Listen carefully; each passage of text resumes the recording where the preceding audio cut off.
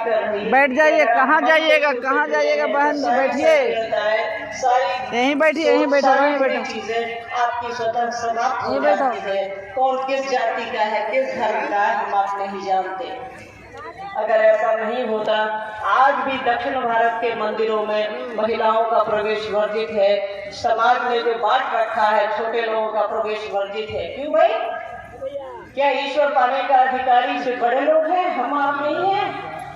क्या महिलाएं ईश्वर को पाने का अधिकारी नहीं है? स्कूल तो कोई भेदभाव नहीं करता। कौन गरीब है, कौन अमीर है, कौन क्रिश्चियन है, कौन हिंदू है, कौन मुसलमान है, वहाँ पे सभी को बराबर की शिक्षा दी जाती है। इसीलिए साहब ने कहा कि शिव जगत गुरु है, उनको अपना बनाइए। जगत गुरु का शिष्य होने की पात्रता हम सभी रखते हैं। किसी जाति के हो, किसी धर्म के हो, ये सोचने की आवश्यकता नहीं है। किसी संप्रदाय के हो, गरीब हो, अमीर हो, ज्ञान न अमीरी देखता है, न गरीबी देखता है, न जाति देखता है, न धर्म देखता है। शिव से आया ज्ञान हमको और आपको जीवन जीने की कला सिखलाता है। साहब ने शिष्यानुभूति में लिखा है कि शिव से आया ज्ञान हमको और आपको जीवन जीने की कला सिखलाता है। और इसी कला को हम आप सीख रहे हैं और अनंत काल तक, जब तक ये सृष्टि है तब तक सीखते रहेंगे। जब तक एक भी आदमी है तब तक उम्मीद है कि वो शिव का शिष्य होगा। शिव जब तक चाहेंगे कि ये सृष्टि रहे तब तक एक भी आदमी रहेगा और उम्मीद बनी रहेगी कि वो शिव का शिष्य होगा ही। कोई सवाल है क्या? एक प्रश्न है, हमें कैसे अनुभव होगा कि महादेव हमसे खुश है? यहीं बैठिए बहन जी, चर्चा समाप्त हो चुका उनका, अब जिज्ञासा होगा खत्म। जब तक आते जाते गए तब तक कार्यक्रम खत्म हो गया। क्या भैया, लोग बाएं में थे, हो गया खत्म। अब खाली भैया बोले हमें कैसे अनुभव होगा कि महादेव हमसे खुश है? हमारा आपका मन जैसे महादेव को समझेगा, महादेव हमसे आपसे खुश है, महादेव हमसे आपसे खुश है तभी तो हम आप यहाँ बैठे हैं। महादेव हमसे आपसे खुश है तभी तो आज सूरज भी सामने निकला है। हम आप उनकी बात करने को बैठे हैं। और शिव शिष्य जहाँ बैठते हैं, जहाँ खड़े होते हैं, वहीं खुशी होती है। मन में बस महादेव होना चाहिए, मन में बस साहब और दीदी होने चाहिए, वहीं खुशी है, वहीं सब कुछ है, वहीं प्रसन्नता है, वहीं आनंद है। जहाँ शिव है वहीं आनंद है, जहाँ साहब और दीदी है वहीं खुशी है, वहीं प्रसन्नता है। आप जिससे प्रेम करती हैं उस पर नजर पड़ती है तो आप अपने आप खुश हो जाती हैं। उसका कोई थर्मामीटर नहीं है कि आपके अपने, हम लोगों के मायके से कोई आता है तो चेहरे पे कितनी हंसी आ जाती है, कितनी खुशी आ जाती है, क्योंकि वो आपका प्रेम है। तो जैसे ही हम आप शिव को अपना समझेंगे, चेहरे पर जैसे प्रसन्नता आएगी, शिव की प्रसन्नता, शिव से आई हुई प्रसन्नता आएगी। एक शिव से आपको रोड के दूसरी तरफ दिख जाता है तो आप उठा देते हैं हाथ के, प्रणाम भैया, प्रणाम दीदी, यही तो प्रसन्नता है। जहाँ शिव से खड़े होते हैं, जहाँ शिव की बात होती है वही खुशी है, वही प्रसन्नता है। जहाँ साहब दीदी रहते हैं, आपके मन में रहते हैं, वही प्रसन्नता है। हम कैसे भक्ति करें कि महादेव खुश है? साहब दीदी का जो संकल्प है, साहब दीदी जो चाह रहे हैं वो करते रहिए। और शिव ने आपको धरती पर भेजा है, ये हमारी आपकी यात्रा है, ये हमारा आपका घर नहीं है। समझिए हम आप बाजार आए हैं, हमको और आपको तो घर जाना है। हम आप कहते हैं कि मेरा घर गया है, मेरा घर पटना है, मेरा घर वजीरगंज है, पर ये आपकी यात्रा है। अगर ये घर रहता तो हम आप वजीरगंज मतलब कहीं और हमको आपको जाना है। तो जाने की प्रक्रिया में शिव को पकड़े रहिए, साहब दीदी को पकड़े रहिए, सभी प्रसन्नता में ही रहेंगे, सभी आनंद में ही रहेंगे। शिव गुरु की दया क्या है? शिव गुरु की दया है कि हम आप यहाँ बैठे हैं, एक दूसरे से प्रेम है हम आपको, हम आप यहीं बैठे। अब तो भाई भाई में प्रेम नहीं है, जिस माँ बाप से बच्चे पैदा लेते हैं आपस में प्रेम नहीं है।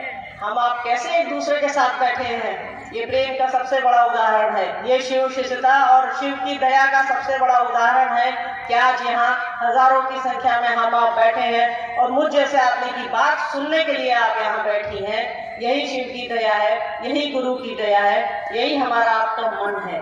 हम आप एक सीधी दिशा में चलते रहें, शिव की दया हम पर और आप पर आती रहेगी, मिलती रहेगी। साहब जो जैसा चाहते हैं, साहब जो जैसा चाह रहे हैं, वो कह रहे हैं आओ चले शिव की ओर, उनकी उंगली पकड़े पकड़े चले हम आप। यही शिव की दया है कि साहब दीदी के संकल्प के साथ हम आप चलते रहें। यही गुरु की दया है कि हमारा और आपका मन जो है विशाल हो रहा है, ऊपर उठ रहा है। नहीं तो जगत के जंजाल में तो हम सभी फंसे हैं, फंसे ही रह जाएंगे। गुरु की दया से ही हमारा आपका मन जो है ऊपर उठेगा और सभी एक साथ शिव की दिशा में चलेंगे, साहब दीदी के साथ चलेंगे, शिव के राजमार्ग पर चलेंगे। यही उनकी दया से ही सब कुछ है, उनकी दया से ही सब कुछ है। हम आप हैं, पूरी सृष्टि है, उनकी दया से ही सब कुछ चल रहा है। ये अलग बात है कि हमको और आपको यहाँ मांगने की जरूरत नहीं पड़ती, दया ऐसे ही मिलती है जैसे सूरज की रोशनी हमको और आपको ऐसे ही मिल रही है। वो किसी पर भेदभाव नहीं कर रही है, इधर पड़ रही है इधर नहीं पड़ रही है, सबको बराबर से पड़ती है। तो गुरु की दया सब पर बराबर से रहती है, शिव की दया ऐसी है। नारी सफलता क्या है दीदी से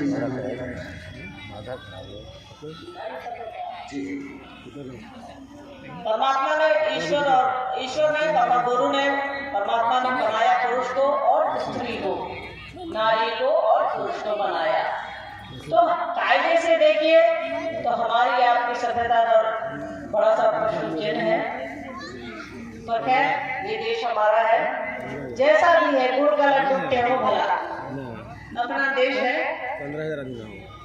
तो हम आप जो 10,000 से ईश्वर की सृष्टि के बाद से उसने जो बनाया है हमको और आप, 10,000 से ऊपर है, 15,000 से नीचे हमारे ऊपर की पीढ़ी चली आ रही है, 13.5-14 समाज के साथ, परिवार के साथ, अपनों के साथ, मन से बेमन से। यही हमारी सभ्यता है, यही हमारी संस्कृति है।